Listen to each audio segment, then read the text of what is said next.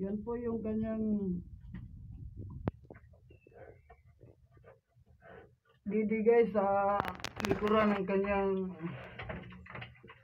makikita nyo po sa likuran guys, ganyan po yung kanyang didi guys, parang bagsak na po siya guys. Ayan po. At saka lumalaylay na po yung kanyang dito guys.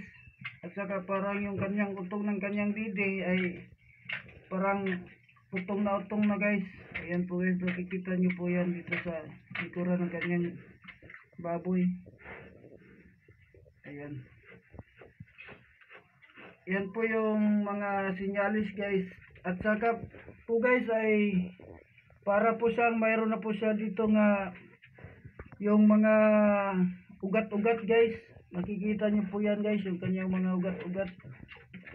Ayan. ito guys, oh, kanyang mga parang may ugat-ugat na po siya guys. Ayan. Update lang po tayo sa ating gawing inahing baboy guys, para po ay mapukusan po natin at mabigyan ng atensyon, at para po malaman natin kung ano po ang kanyang kalagayan guys sa pagdadalang biik guys. Ayan po guys, makikita nyo po yung kanyang mga didi ay utong na po guys. Ayan, tuwid na po siya guys. Magkabila po yan guys. Ayan po, makikita nyo po yun doon sa kabila ay utong na din po yung kanyang didi. At saka ito po guys, si Charmaine, ang aking unang dalagang ginawang inahing baboy guys. Nagdadalagang inahing baboy guys. Ayan.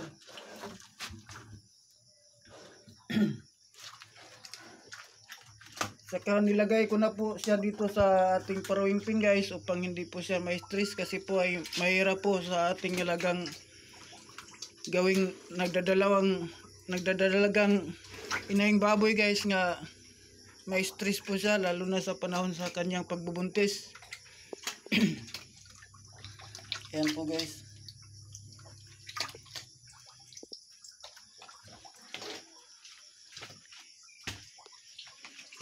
At saka dito naman sa kabila guys, makikita nyo rin po guys yung kanyang didi na ganun din sa kabila guys, na ganun din ang yung kanyang utong. Ayan po guys, makikita. At saka laylay na po siya yung dito guys. Ito po yung mga sinyalis sa mga nagdadalagang inahing baboy guys, na parang may laman na po siya, pero hindi pa po natin tiyak kung positive na po siya na may nagdadalang big na po siya, kasi po ay wala po siyang 42 days.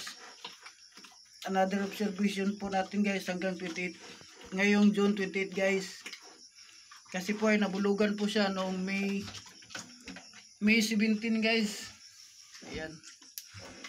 Pero nung June 7 guys ay hindi po siya nagre-reheat. Ayan po siya guys. Parang halos pantay na po yung kanyang mga didi guys sa kabilaan. Ayan, makikita nyo na po yan guys. Ayan. Halos pantay na po yung kanyang mga didi. Ayan.